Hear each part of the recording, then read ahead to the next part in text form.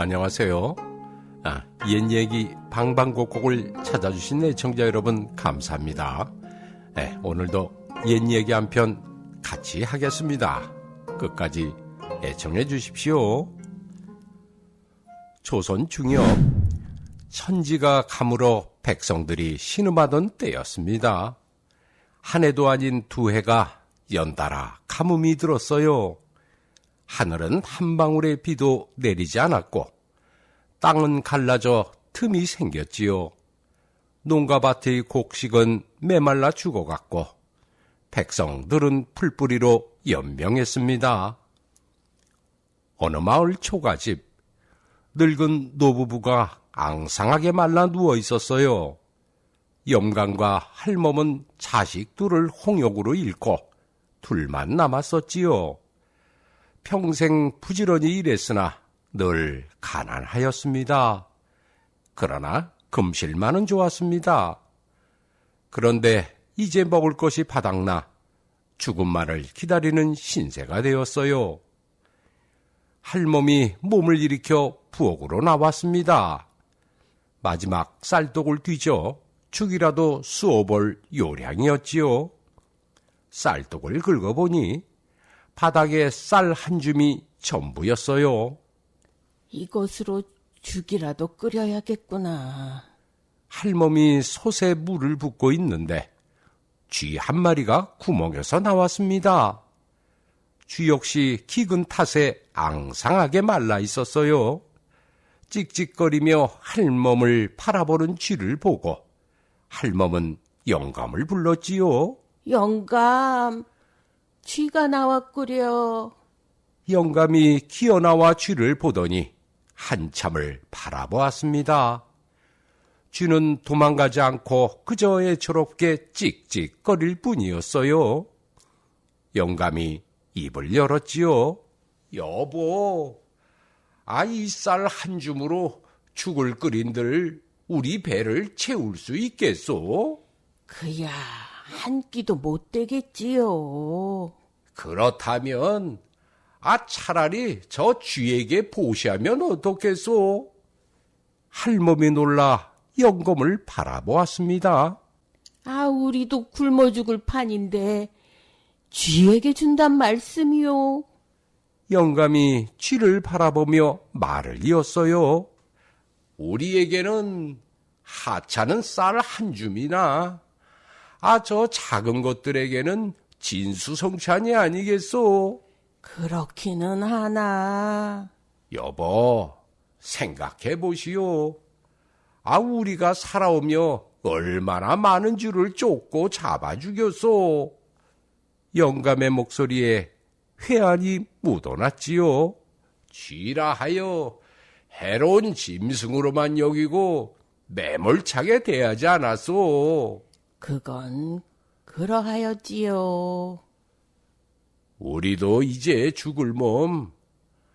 그동안의 업보를 생각하니 저 쥐에게 사죄라도 해야 할 것 같소. 할멈도 영감의 말에 고개를 끄덕였습니다. 영감 말씀이 옳소. 할멈은 쌀 한 줌을 조심스럽게 쥐 구멍 앞에 놓았어요. 그리고 쥐를 향해 덕담을 건넸지요. 그래, 너라도 배불리 먹거라. 쥐는 찍찍 소리를 내며 쌀을 바라보았습니다. 노부부는 팍으로 돌아와 나란히 누웠어요. 이제 남은 것은 죽음을 기다리는 일뿐이었습니다. 노부부는 나란히 누워 지난 날들을 떠올렸습니다. 여보, 우리 살아온 날들이 참으로 고달팠었소. 그래도 영감과 함께였으니 행복했어. 두 사람은 젊은 시절을 회상했어요. 가난했지만 서로 의지하며 살았던 날들이었지요. 아들 녀석이 홍역으로 죽던 날이 생각나오? 할멈의 목소리가 떨렸습니다. 딸아이도 그 작은 것이 얼마나 예뻤는지. 두 자식을 모두 천연병으로 잃은 아픔은 세월이 흘러도 아물지 않았어요. 그래도 우리 둘이 함께 살아왔으니 이만하면 복을 받은 것 아니겠소.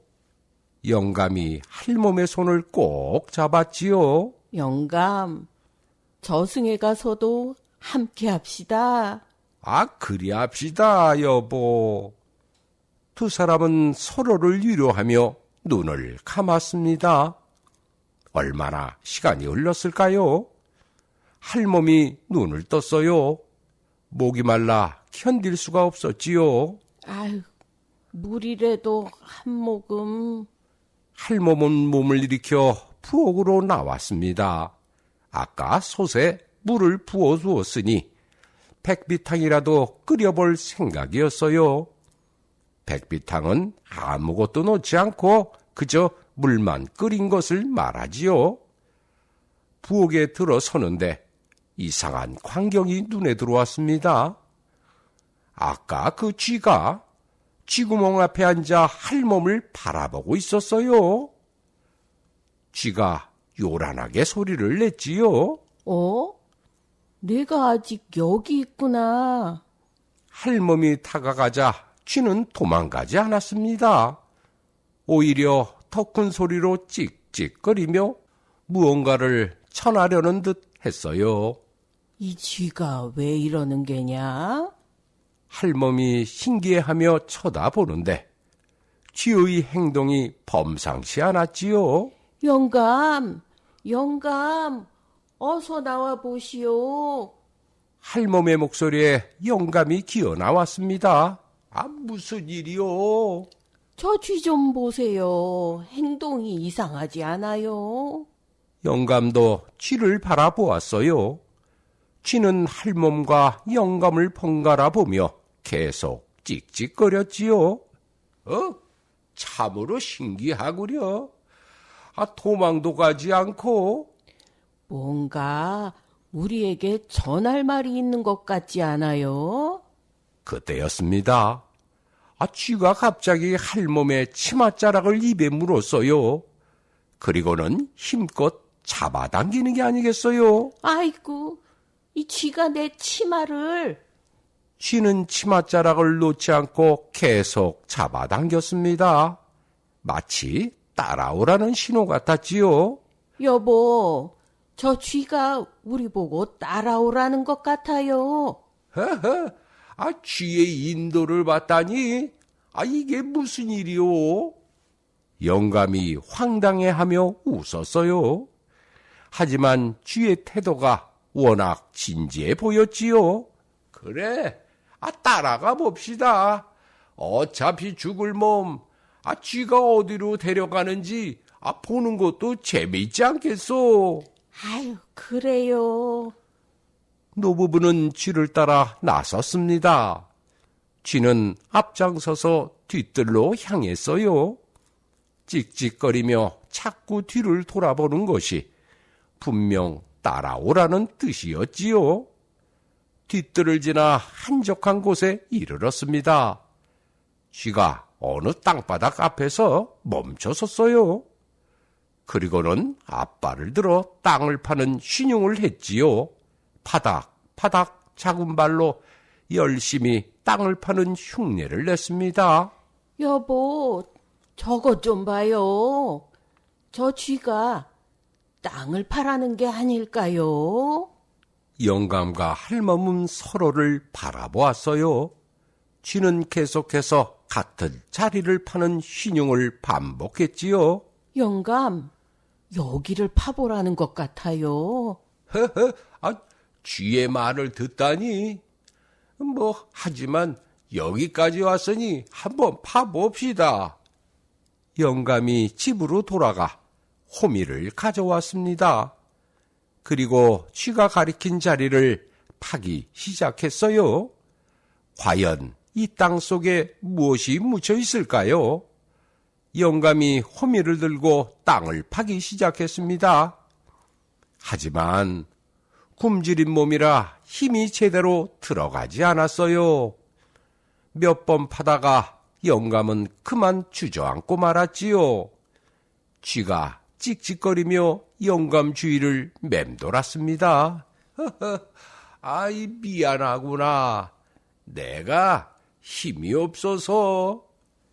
영감이 쥐를 보며 쓴웃음을 지었어요. 할멈이 걱정스레 곁에 다가왔지요. 하지만 영감은 다시 호미를 들었습니다. 한 삽, 두 삽 땅을 파내려갔어요. 쥐는 옆에서 계속 찍찍거리며 영감을 지켜보는 듯 했지요. 혹시 금덩어리라도 묻혀있는 게 아닐까 하는 헛된 기대도 품어보았습니다. 영감은 계속해서 땅을 팠어요. 한 자, 두 자 점점 깊어졌지요. 호미로는 역부족이라 영감은 집으로 돌아가 괭이를 가져왔습니다. 괭이질을 하며 땅을 파내려 갔어요. 땀이 피어도 틀렸지만 쥐의 간절한 눈빛에 멈출 수가 없었지요. 사람 허리춤까지 파 들어갔을 때였습니다. 영감의 손에 뭔가 축축한 느낌이 전해졌어요. 아, 여보, 이게 무엇이요? 할멈이 구덩이 속을 들여다보았지요. 바닥에 물기가 살짝 배어 있었습니다. 영감이 놀라 다시 땅을 팠어요. 조금 더 파내려가자 물이 조금씩 고이기 시작하는 게 아니겠습니까? 아, 물이요? 아니, 이거 물이 나오고 있어. 할멈도 깜짝 놀라 구덩이를 들여다보았습니다. 정말로 맑은 물이 땅속에서 스며나오고 있었어요. 이 가뭄의 물맥이라니 이게 물이 틀림없지요, 영감. 두 사람은 믿을 수 없다는 표정으로 서로를 바라보았지요. 쥐가 찍찍 소리를 내며 기뻐하는 듯 뛰어다녔습니다. 영감이 감격하여 쥐를 바라보았어요. 쥐에게 내준 쌀 한 줌에 대한 보답이 분명했지요. 여보, 이 물을 마을 사람들에게 알려야 하지 않겠소? 영감은 서둘러 마을로 달려갔습니다. 온 힘을 다해 뛰었지요. 여보게들! 물이야, 물! 물맥을 찾았어, 물맥을! 영감의 외침에 마을 사람들이 하나둘 모여들었어요. 반신반의하던 사람들은 영감을 따라 뒤뜰로 향했지요. 구덩이에 도착하니 정말로 물이 고여 있었습니다. 정말 물이로구나. 물이야. 이제 살았어. 살았다고. 마을 사람들이 기쁨에 소리쳤어요. 죽기만을 기다리던 사람들에게 희망이 생긴 것입니다. 사람들은 집으로 달려가 삽과 괭이를 가져왔어요. 그리고는 힘을 합쳐 구덩이를 넓히고 깊이 파기 시작했지요. 10명, 20명 마을 사람들이 모두 모여들었습니다. 자, 함께 힘을 냅시다. 이 물이 우리의 생명줄이요. 사람들은 마지막 기운을 짜내어 땅을 팠어요. 사람 키의 2배가 넘게 파들어가자 놀라운 일이 벌어났지요. 물이 샘처럼 솟아오르기 시작한 것입니다. 콸콸콸 맑은 물이 땅속에서 용솟음 쳤어요. 살았다! 우리가 살았어! 이젠 살아갈 수 있어! 하하하하하! 마을 사람들이 환호성을 질렀지요. 어린아이들은 물가로 달려가 물을 마셨습니다. 이 물이면 농가밭에 물을 댈 수가 있었어요. 농사를 지을 수 있다는 희망이 되살아났지요. 사람들은 서둘러 물꼬를 내기 시작했습니다. 물은 넘쳐 흘러 마을의 농가밭으로 흘러들었어요. 메말랐던 땅이 물을 머금기 시작했지요. 고맙습니다, 영감님. 영감님이 우리를 살렸어요. 사람들이 노부부에게 절을 했습니다. 아니요. 이건 모두 쥐의 은혜요.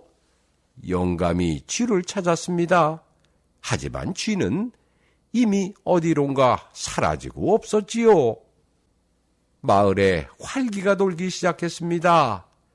사람들은 물을 길어다 논과 밭에 부지런히 날랐어요. 내말랐던 돼지가 서서히 생기를 되찾아갔지요. 마을 사람들의 얼굴에 오래간만에 웃음이 번졌습니다. 할멈과 영감도 기쁜 마음으로 사람들을 바라보았지요. 쥐가 가져다준 기적에 두 사람은 감격에 겨워 눈시울을 붉혔습니다. 그때였어요. 마을 입구에서 말발굽 소리가 들려왔지요. 사람들이 고개를 돌려보니 부자 지주가 하인들을 거느리고 나타났습니다. 이 마을 땅의 대부분을 소유한 김부자였어요. 평소 인색하고 욕심 많기로 소문난 인물이었지요. 김부자가 말에서 내려 샘 쪽으로 성큼성큼 걸어왔습니다. 마을 사람들이 공손히 인사를 올렸어요. 김부자가 샘을 들여다보았지요. 콸콸 솟아오르는 물을 본 김부자의 눈이 번뜩였습니다. 하인이 얼른 문서를 펼쳐 땅 주인을 확인했어요. 나으리, 이곳은 틀림없이 나으리 소유의 땅이옵니다. 김부자의 입가에 비릿한 웃음이 번졌지요. 그렇다면 이 샘은 내 것이 아니냐? 마을 사람들이 술렁이기 시작했습니다. 사람들이 앞으로 나서 물을 함께 쓰자고 간청했어요. 하지만 김부자는 단호하게 거절했지요. 자기 땅에서 나온 물은 자기 것이라며 물꼬를 막으라 명했습니다. 하인들이 삽을 들고 물꼬를 막기 시작했어요. 마을로 흐르던 물이 뚝 끊겼지요. 대신 김부자의 넓은 땅으로 물이 흘러들기 시작했습니다. 마을 사람들이 필사적으로 애원했어요. 하지만 김부자는 콧방귀도 뀌지 않았지요.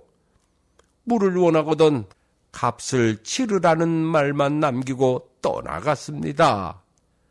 마을 사람들은 망연자실했어요.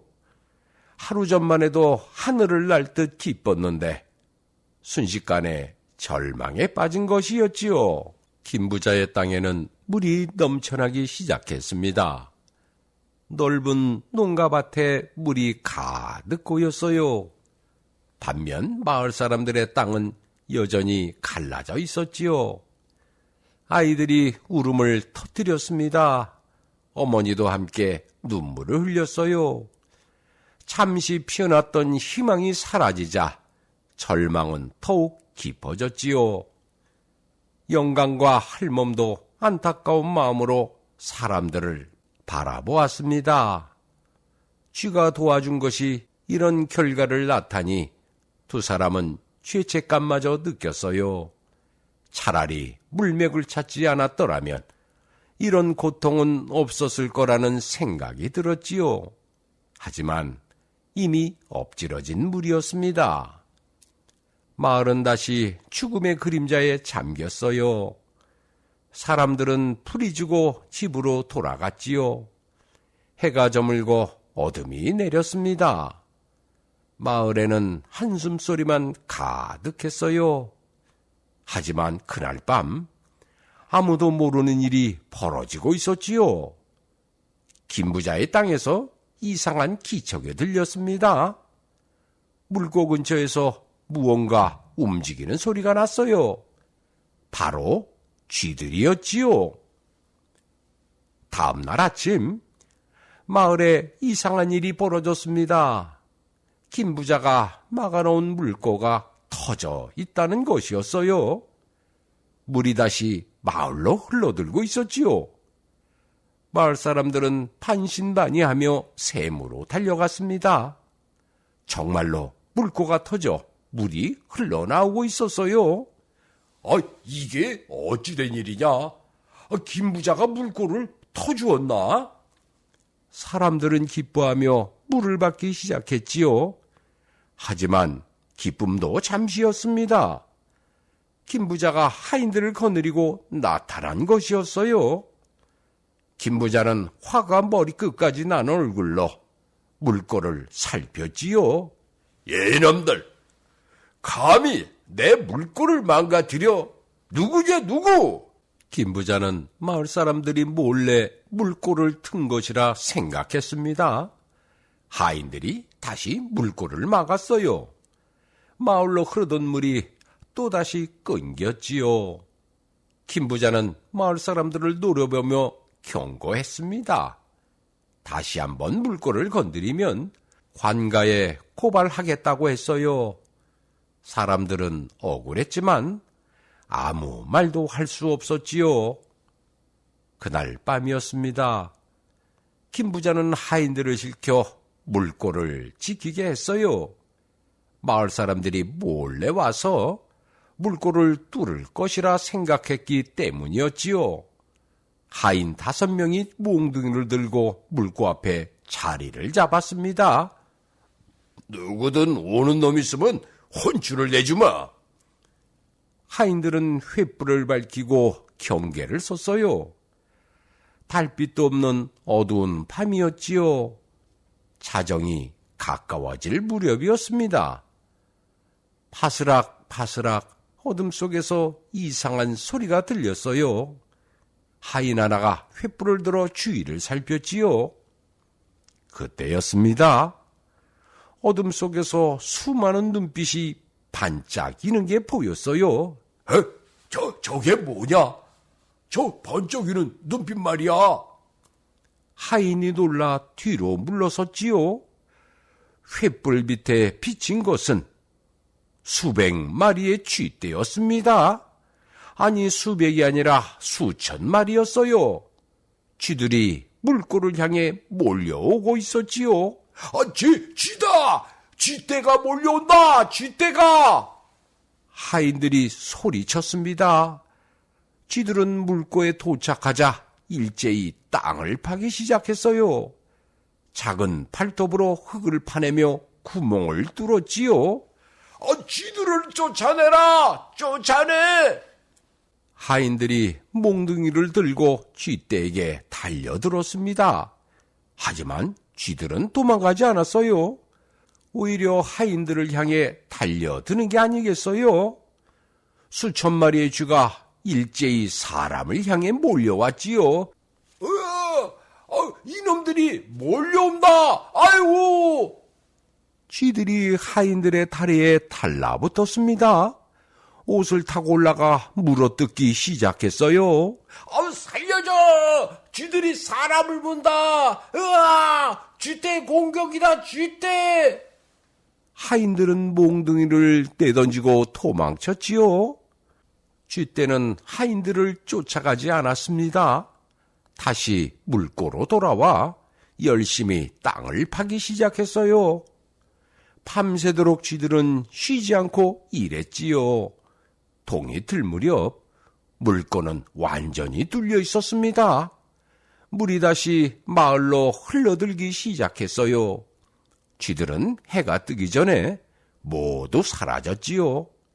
아침이 되자 김부자가 나타났습니다. 도망쳤던 하인들이 밤에 있었던 일을 보고했어요. 김부자는 처음에는 믿지 않았지요. 하지만 물고가 정말로 터져 있는 것을 보고는 당황했습니다. 쥐떼라니 말도 안 되는 소리를. 하지만 하인들의 몸에는 쥐에게 물린 상처가 역력했어요. 김부자는 고민에 빠졌지요. 좋다. 그렇다면 쥐가 못 뚫을 뚝을 쌓으면 되지 않겠느냐? 김부자는 다른 마을에서 일꾼들을 데려왔습니다. 마을 사람들은 김부자에게 불만이 있었기에 다른 곳에서 사람을 구한 것이었어요. 일꾼들이 삽과 지게로 흙을 날랐지요. 엄청난 양의 흙을 쌓아 높은 둑을 만들었습니다. 사람의 키의 3배나 되는 뚝이었어요. 단단하게 다져 쥐들이 파고들 수 없도록 했지요. 이제 쥐새끼들도 어쩔 도리가 없을 게다. 김 부자가 만족스럽게 웃었습니다. 그날 밤부터 쥐들은 나타나지 않았어요. 김 부자는 안심하고 집으로 돌아갔지요. 며칠이 지났습니다. 쥐들은 정말로 나타나지 않았어요. 높은 뚝은 꿈쩍도 하지 않았지요. 김 부자는 흡족한 마음으로 자신의 땅을 둘러보았습니다. 물이 가득 고여 있어 언제든 농사를 지을 수 있었어요. 그런데 문득 한 가지 생각이 떠올랐지요. 이 물로 돈을 벌 수 있지 않겠는가? 벌 수 있지. 김 부자의 눈이 번뜩였습니다. 마을 사람들은 물이 절실히 필요했어요. 물만 있으면 농사를 지을 수 있었지요. 김 부자는 마을 사람들을 불러 모았습니다. 자, 여보게들, 내 말을 들어보시게. 마을 사람들이 무슨 말인가 하고 귀를 기울였어요. 내가 물을 대주지. 대신 은자를 내야 하네. 물장사를 하겠다는 것이었어요. 마을 사람들은 어안이 벙벙했습니다. 하지만 김 부자의 말은 계속되었어요. 은자가 없다면 가을에 수확한 곡식의 칠알을 내게 주게. 그럼 물을 주지. 마을 사람들은 분노했지만 어쩔 도리가 없었지요. 물이 없으면 당장 굶어 죽을 판이었으니까요. 그날 밤 마을 사람들은 회의를 열었습니다. 죽을 판이니 일단 물을 받아 농사를 짓자는 의견이 있었어요. 반대로 칠알을 바치면 결국 굶어 죽는 건 마찬가지라는 의견도 있었지요. 논쟁은 밤새 계속되었습니다. 하지만 결론을 내리지 못했어요. 그런데 이상한 일이 벌어지기 시작했지요. 샘물이 계속해서 솟아나고 있었습니다. 원래도 많이 솟았지만 더욱 세차게 솟아올랐어요. 김 부자의 땅에 물이 점점 불어났지요. 처음에는 땅을 적시는 정도였습니다. 하지만 둑이 높아 물이 빠져나가지 못했어요. 물은 계속 고이기 시작했지요. 팔목까지 차오르더니 어느새 무릎까지 찼습니다. 김 부자가 자신의 땅을 살피러 나왔어요. 아니, 이게 어찌된 일이냐? 농가밭이 물에 잠기고 있었지요. 심어놓은 작물들이 물속에 잠겼습니다. 물은 계속해서 불어났어요. 허리춤까지 물이 차올랐지요. 아유, 이러다간 농사를 마치겠구나. 망치겠어. 김 부자는 급히 하인들을 불렀습니다. 당장 둑을 허물어라. 물을 빼야 한다. 빨리. 하인들이 삽과 괭이를 들고 뚝으로 향했어요. 높이 쌓았던 뚝을 무너뜨려 물을 빼놔야 했지요. 하인들이 뚝에 도착해 삽을 들었습니다. 바로 그때였어요. 어디선가 쥐떼가 나타났지요. 수백, 수천 마리의 쥐들이 뚝 위로 올라왔습니다. 찍찍, 찍찍, 쥐들의 울음소리가 하늘을 찔렀어요. 또 쥐들이다. 저놈들이 또 물려고 덤벼들 것이야. 하인들이 컵을 집어먹고 뒤로 물러섰지요. 쥐들은 뚝 위에 빼곡히 늘어섰습니다. 하인들이 삽을 들고 다가서자 쥐들이 달려들었어요. 으아! 쥐가 덤벼든다! 도망가자! 쥐들이 하인들의 몸에 달라붙어 물어뜯었지요. 하인들은 삽을 내던지고 도망쳤습니다. 쥐들은 뚜기를 가득 메우고 있었어요. 사람이 접근할 수 없었지요. 김부자의 땅에는 물이 계속 불어났습니다. 이제는 가슴까지 차올랐어요.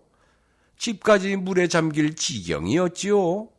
김부자는 안절부절 못했습니다. 이런 일을 어쩌면 좋단 말이냐? 어쩌면 좋아? 하인들을 타그쳐 보았지만 소용없었어요. 쥐떼가 뚝을 지키고 있어 누구도 접근할 수 없었지요. 마을 사람들은 이 광경을 지켜보았습니다.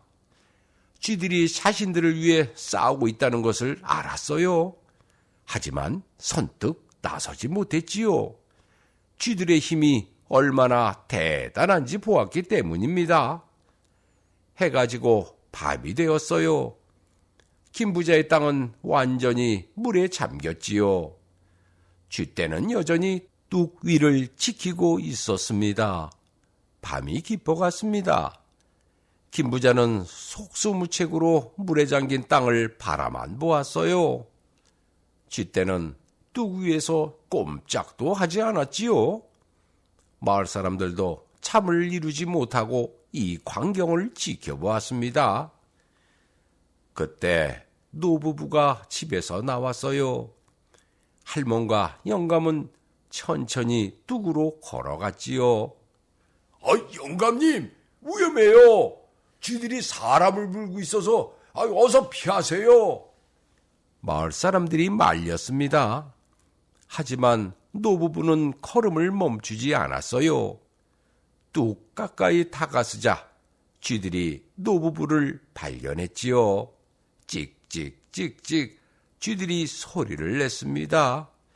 그런데 신기하게도 쥐들은 노부부를 향해 달려들지 않았어요. 오히려 길을 비켜주는 것 같았지요. 노부부는 뚝 앞에 무릎을 꿇었습니다. 그리고 쥐들을 향해 말했어요. 쥐들아, 너희가 우리를 도와준 것을 잘 알고 있다. 영감의 목소리는 간절했지요. 하지만 이제 그만 물러나 주지 않겠느냐. 할멈도 고개를 숙이며 말을 이었습니다. 사람의 탐욕이 이 지경을 만들었구나. 우리가 미안하다. 노부부의 진심이 담긴 목소리였어요. 부디 사람들을 용서해 주렴. 이 늙은이들이 청하노라. 쥐들이 조용해졌지요. 둥지에서 한 마리의 큰 쥐가 나왔습니다. 아마도 쥐들의 우두머리인 듯했어요. 큰 쥐가 노부부를 바라보았지요. 그러더니 찍찍 소리를 내며 뒤로 물러났습니다. 다른 쥐들도 하나둘 물러나기 시작했어요. 수천 마리의 쥐떼가 서서히 어둠 속으로 사라졌지요. 마을 사람들이 놀라 숨을 죽이고 지켜보았습니다. 쥐들이 완전히 사라지자 뚝은 텅 비었어요. 김부자가 얼른 하인들을 불렀지요. 지금이다. 어서 뚝을 허물어라. 하인들이 삽과 괭이를 들고 달려들었습니다. 높이 쌓았던 뚝을 무너뜨리기 시작했어요. 뚝이 무너지자 물이 쏟아져 나왔지요. 엄청난 양의 물이 마을로 흘러들었습니다. 메말랐던 농가밭이 물을 머금기 시작했어요. 마을 사람들이 환호성을 질렀지요. 물이다! 물이 온다! 아이들이 뛰어나와 기뻐했습니다. 어른들도 눈물을 흘리며 기뻐했어요. 물은 마을 구석구석으로 흘러들었지요. 김 부자는 풀이 주고 자신의 땅을 바라보았습니다. 물에 잠겼던 작물들은 이미 흔적도 없었어요. 욕심을 부리다가 오히려 손해를 본 곳이었지요. 마을 사람들은 노 부부에게 달려왔습니다. 아이고, 은인이십니다. 영감님과 할머님이 우리를 살렸소. 이 은혜를 어찌 갚아야 할지. 사람들이 절을 올렸어요. 아니요. 이 모든 것은 쥐들의 은혜요. 영감이 손사래를 쳤지요. 쌀 한 줌에 보답한 쥐들의 마음이 우리를 살린 것이라오. 할멈도 고개를 끄덕였습니다. 이 놀라운 이야기는 삽시간에 퍼져나갔어요. 옆 마을로 또 그 옆 마을로 소문이 번졌지요. 마침내 고을의 관찰사 귀에까지 들어갔습니다. 관찰사는 노부부를 관하로 불렀어요. 그대들이 쥐에게 보시를 베풀었다는 게 사실이요. 영감이 공손히 대답했지요. 예, 나으리. 마지막 쌀 한 줌을 쥐에게 주었사옵니다. 관찰사는 감탄하며 고개를 끄덕였습니다. 참으로 훌륭한 마음가짐이로다. 부처님의 자비가 이러할 것이요. 관찰사는 노부부에게 상을 내렸어요. 그대들에게 경작할 땅을 하사하노라. 관아의 땅 중 일부를 노부부에게 준 것이었지요. 노부부는 감격하여 절을 올렸습니다. 황송하옵니다, 나으리. 노부부는 마을로 돌아왔어요. 마을 사람들이 노부부를 반겼지요. 영감이 마을 사람들에게 말했습니다. 여보게들, 우리 쥐들을 위한 사당을 지읍시다. 쥐들의 은혜에 보답하고 그동안 우리 손에 죽어간 쥐들의 영혼을 달래야 하지 않겠소? 마을 사람들이 모두 옳다고 했어요. 마을 사람들은 산기슭에 모였습니다.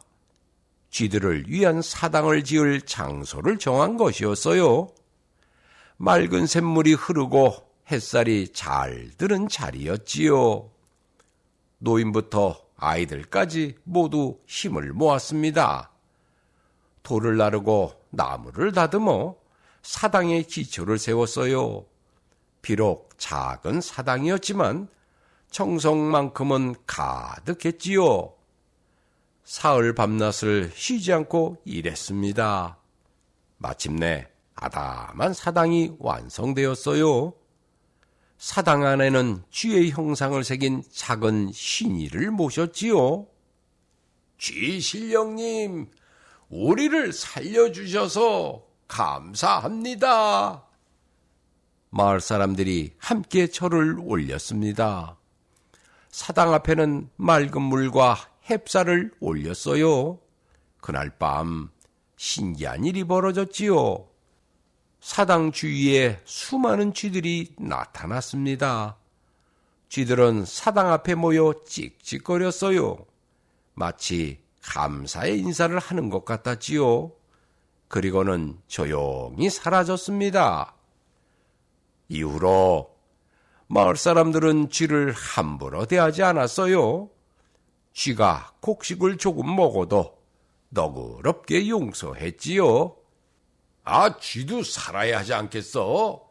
우리가 조금 보시한다고 생각해세. 그래요.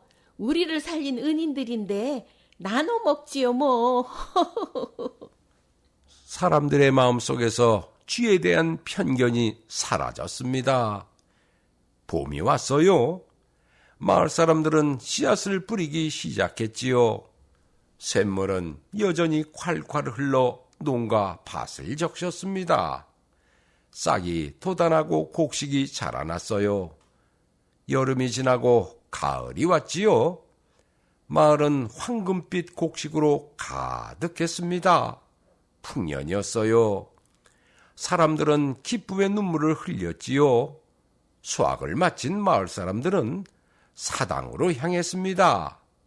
햅쌀과 햇과일을 정성껏 준비했어요. 지신령님, 올해도 풍년을 주셔서 감사합니다. 마을 사람들이 함께 제를 울렸지요. 노부부도 사당 앞에 무릎을 꿇었습니다. 작은 자비가 이런 큰 복을 가져오다니.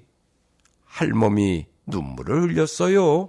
여보, 우리가 베푼 것은 쌀 한 줌이었지요.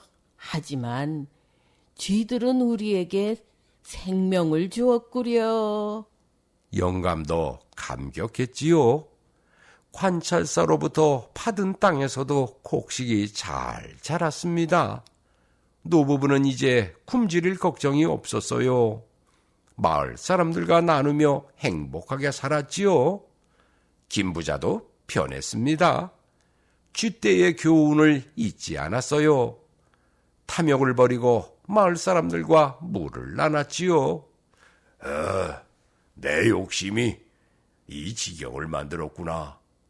앞으로 샘물은 영원히 마을 전체의 물이야. 그렇고 말고. 김부자는 진심으로 뉘우쳤습니다. 해마다 가을이 오면 마을 사람들은 사당에 모였어요. 쥐들에게 감사의 제를 올리는 것이 전통이 되었지요. 아이들도 어른들을 따라 절을 올렸습니다. 할아버지, 쥐가 정말 우리를 도와준 거예요? 그렇단다. 미물이라 여겼던 쥐도 은혜를 아는 용물이란다. 할아버지가 손자에게 이야기를 들려주었어요. 작은 자비도 귀하게 여기고, 탐욕을 부리면 화를 입는다는 교훈을 잊지 말거라. 이 이야기는 대대로 전해졌다고 합니다. 네, 네, 이야기는 여기서 끝났습니다만, 이 마을은 해마다 가을이면 제를 올리는 전통이 이어진다고 하는군요. 사람들은 이 이야기를 통해 배웁니다. 어려울 때 베푼 작은 자비가 큰 복이 되어 돌아온다는 것을요. 미물이라 여긴 쥐도 은혜를 아는 영물이라는 것을 말이지요. 그리고 탐욕은 스스로를 망치지만 나눔은 모두를 살린다는 것을 말입니다. 이것이 바로 쥐의 보은 이야기였습니다. 네, 즐거우셨다면 구독, 좋아요, 알림 설정, 댓글 부탁드리고요. 저 만담꾼 이만 물러갑니다. 건강하시고 안녕히 계십시오.